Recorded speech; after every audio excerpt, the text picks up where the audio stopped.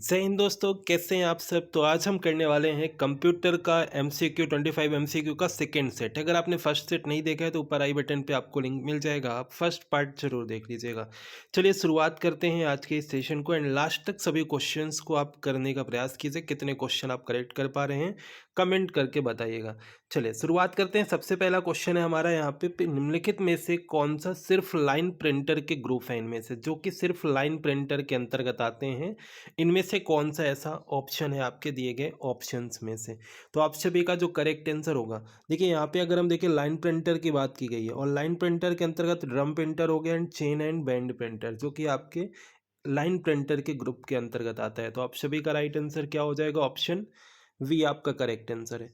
अगला क्वेश्चन आपके सामने है इंपॉर्टेंट क्वेश्चन कि वह प्रिंटर जिस पर कैरेक्टर या अक्षर किसी मैकेनिकल इम्पैक्ट के बिना ही बनते हैं उसे क्या कहा जाता है।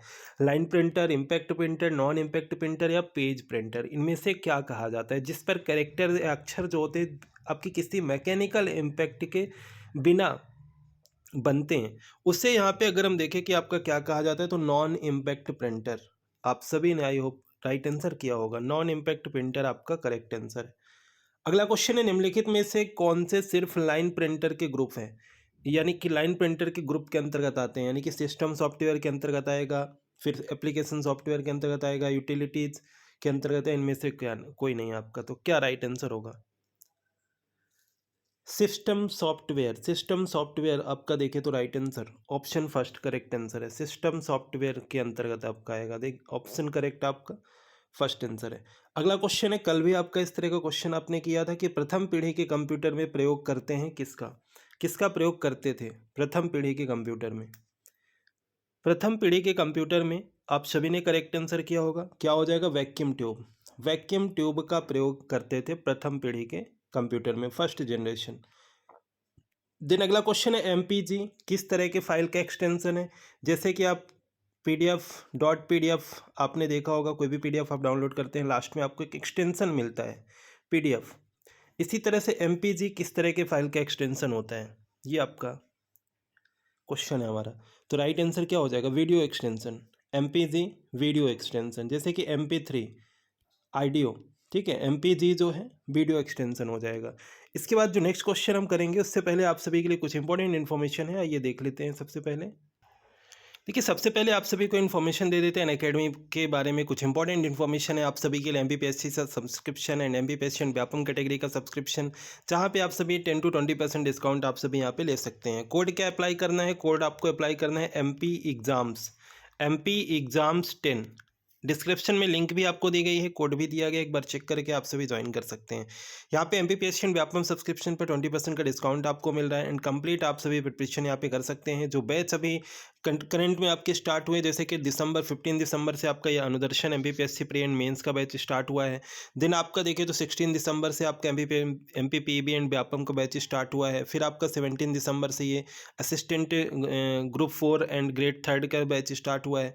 और जो आपका करंट में अभी हाल ही में आपका जो लेटेस्ट बैच जो आपका स्टार्ट हो रहा है 22 दिसंबर से, आप इन सभी बैचेस को आप सभी ज्वाइन कर सकते हैं। लिंक डिस्क्रिप्शन में है, ज़्यादा से ज़्यादा डिस्काउंट ले सकते हैं आप सभी एंड आप सभी यहाँ पे अपनी प्रिपरेशन को बूस्ट अप कर सकते हैं। ये हमारा जो रैपिड रिवीजन बैच है आप सभी यहाँ पे देख सकते हैं। फिर MP पटवारी का बैच चल रहा है एंड टेस्ट सीरीज़ भी आपको प्रोवाइड की जा रही है। तो कंप्लीट इन्फॉर्मेशन आप सभी को हमने यहाँ पे प्रोवाइड कर दी है। आप लिंक डिस्क्रिप्शन में एक बार चेक कीजिए क्या कोड आपको अप्लाई करना है जिससे कि आपको डिस्काउंट पूरा पूरा मिल जाए। एंड आप सभी इस नेक्स्ट क्वेश्चन पे चलते हैं। नेक्स्ट क्वेश्चन जो है हमारा यहाँ पे, चलिए अब हम शुरुआत करते हैं स्पीड के साथ, सभी क्वेश्चंस को एक बार कर लेते हैं। देखिए हमारा 6 क्वेश्चन क्या है कि निम्नलिखित में से कौन सा कंप्यूटर का आधारभूत कार्य नहीं है।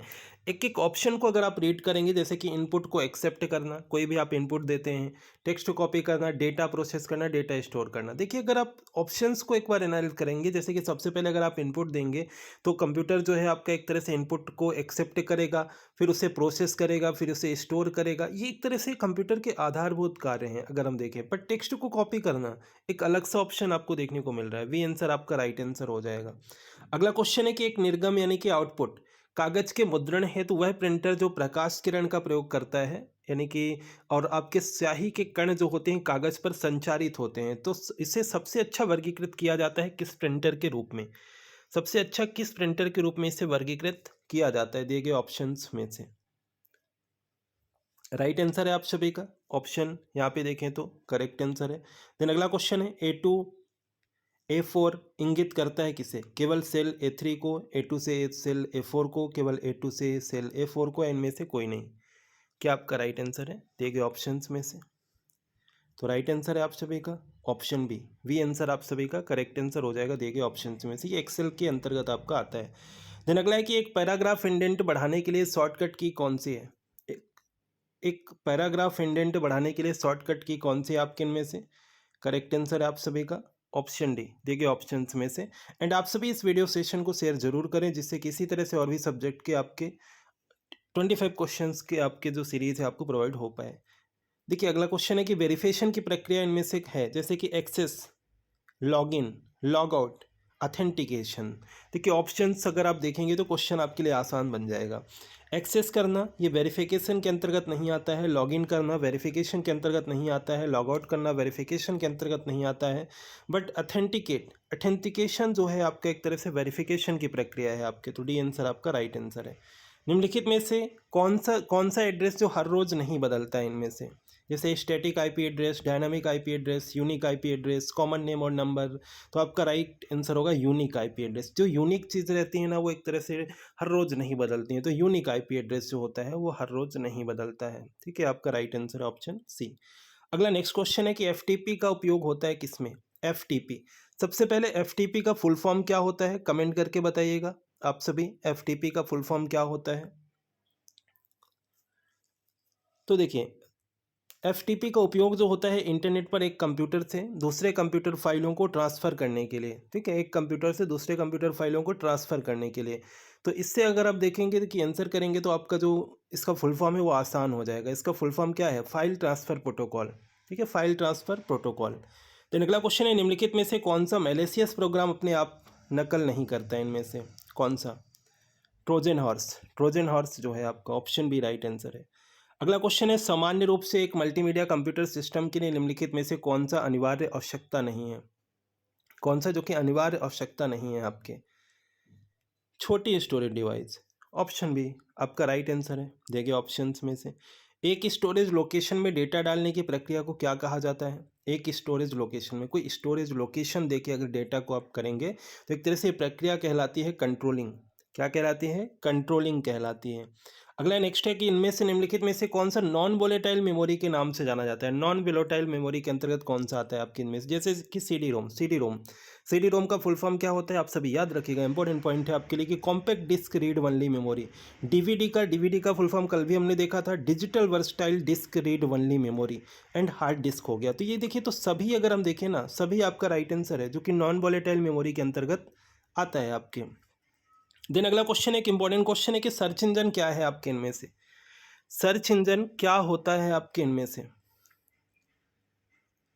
देखिए सर्च इंजन अगर हम बात करें इनमें से क्या होता है, तो एक प्रोग्राम जो world wide web world wide web में दस्तावेजों की खोज करता है। ठीक है, किसी चीज़ को सर्च करने के लिए अगर हम देखें इंटरनेट पे सर्च करने के लिए search engine, option C answer आपका राइट आंसर है। ठीक है, ऑप्शन सी आपका राइट आंसर हो जाएगा। ठीक है, अगला क्वेश्चन है यूट्यूब क्या है आपके इनमें से?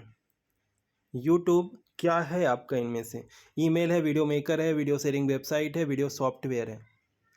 क्या राइट आंसर हो जाएगा? वीडियो शेयरिंग वेबसाइट है। वीडियो शेयरिंग वेबसाइट है आपका।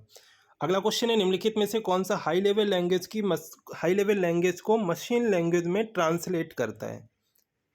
क्वेश्चन ध्यान से देखिएगा, इंपॉर्टेंट क्वेश्चन है आपके लिए कि हाई लेवल लैंग्वेज को मशीन लैंग्वेज में कौन सा ट्रांसलेट करता है आपके इनमें से?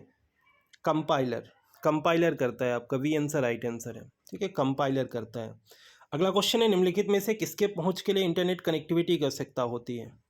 किसके पहुंच के लिए इंटरनेट कनेक्टिविटी की आवश्यकता होती है, यानी कि इनमें से किसके लिए क्या आप यूज करने, कौन कौन से ऐसे ऑप्शन है जिन्हें आप यूज करने के लिए इंटरनेट कनेक्टिविटी की एक तरह से रिक्वायरमेंट होती है? तो आपका राइट आंसर होगा ऑप्शन डी। आसान सा क्वेश्चन है, आप सभी यूज करते हैं। डी आंसर आपका राइट आंसर है। इनमें से कौन सा इनपुट डिवाइस नहीं है? इनपुट डिवाइस, आउटपुट डिवाइस, एक बार सभी देख लीजिएगा आप सभी, क्योंकि यहाँ से क्वेश्चन बन सकता है आपके। और एक एक क्वेश्चन का अगर हम देखें तो आंसर आपके लिए करेक्ट होना ज़्यादा से ज़्यादा, आप छोटी छोटे क्वेश्चन में गलती ना करें, जिससे कि जैसे इनपुट डिवाइस, आउटपुट डिवाइस, यहाँ से क्वेश्चन बन सकते हैं। तो इनमें से कौन सा इनपुट डिवाइस नहीं है? इनपुट डिवाइस कौन सा नहीं है? देखिए यहाँ पे अगर हम देखें तो आपका राइट आंसर होगा प्लॉटर। प्लॉटर अगर हम देखें तो इनपुट डिवाइस आपका नहीं है, ऑप्शन फर्स्ट आपका राइट आंसर है। अगला क्वेश्चन है, नेक्स्ट क्वेश्चन है कि निम्नलिखित में से किसे इम्पैक्ट प्रिंटर कहते हैं? इम्पैक्ट प्रिंटर इनमें से किसे कहते हैं? इम्पैक्ट प्रिंटर इनमें से किसे कहते हैं? देखिए ऑप्शंस में से, तो आप सभी का राइट आंसर है ऑप्शन डी। डी आंसर आपका करेक्ट आंसर है। अगला क्वेश्चन है, वह हानिकारक प्रोग्राम एक तरह से जिसका पता लगाकर रोकने और हटाने का जो कार्य है संपादित करने वाला सॉफ्टवेयर, जिसे इनमें से क्या कहा जाता है? इसे इनमें से क्या कहा जाता है? देखिए एंटीवायरस होता है। एंटीवायरस जो होता है, आप क्या करते हैं सिस्टम पे, अगर आप लैपटॉप कंप्यूटर यूज करते होंगे तो इसमें जो ऐसे वायरस होते हैं, वायरसों को हटाने के लिए क्या करते हैं आप उसमें एंटीवायरस इंस्टॉल कराते हैं। आसान सा एग्जांपल है आप सभी के लिए। तो एंटीवायरस अगर हम देखें यहाँ पे हो जाएगा, जो कि एक तरह से इसको संपादित करने वाला सॉफ्टवेयर, ठीक है, एंटीवायरस, ऑप्शन सी। अगला क्वेश्चन है, निम्नलिखित में से कौन सा एक इनपुट डिवाइस है? अभी आपने बताया था कौन सा नहीं है, बट आपको बताना है कौन सा इनपुट डिवाइस है। इनमें से कौन सा एक इनपुट डिवाइस है? तो आपका राइट आंसर हो जाएगा माउस। माउस एक इनपुट डिवाइस है आपके, ठीक है। माउस जिससे आप के द्वारा आप कोई इनपुट देते हैं, जैसे माउस हो गया, कीबोर्ड हो गया, ये सभी क्या हैं? ये सभी इनपुट डिवाइस हैं आपके, ठीक है। अगला क्वेश्चन, लास्ट क्वेश्चन, कौन सा एक एंटीवायरस सॉफ्टवेयर है आपके इनमें से? मोस्ट इंपॉर्टेंट क्वेश्चन है आपका ये कि कौन सा इनमें से एक एंटीवायरस सॉफ्टवेयर है। नॉर्टन हो गया, कैस्पर स्काई हो गया, एवास्ट हो गया, यह सभी एंटीवायरस हैं। तो कौन सा इनमें से एक एंटीवायरस सॉफ्टवेयर है? तो आपका राइट आंसर होगा ऑप्शन डी। डी आंसर आपका करेक्ट आंसर है, जो कि एक एंटीवायरस सॉफ्टवेयर के अंतर्गत आता है। कितने क्वेश्चन आपने करेक्ट किए कमेंट करके बताइएगा। एंड इस वीडियो सेशन को आप सभी अपने फ्रेंड सर्कल पे जरूर शेयर करें, जिससे ज़्यादा से ज़्यादा आपको इसी तरह से हिंदी के क्वेश्चंस की सीरीज़ आपको लाई जाए एंड अदर सब्जेक्ट की सीरीज़ आपको लाई जाए। कमेंट करके बताइएगा। अगर आप चैनल पर नए हैं तो सब्सक्राइब कीजिए एंड बेल आइकन प्रेस कीजिए एंड शेयर कीजिए अपने सभी दोस्तों के साथ। तो मिलते हैं फिर नेक्स्ट। Thank you.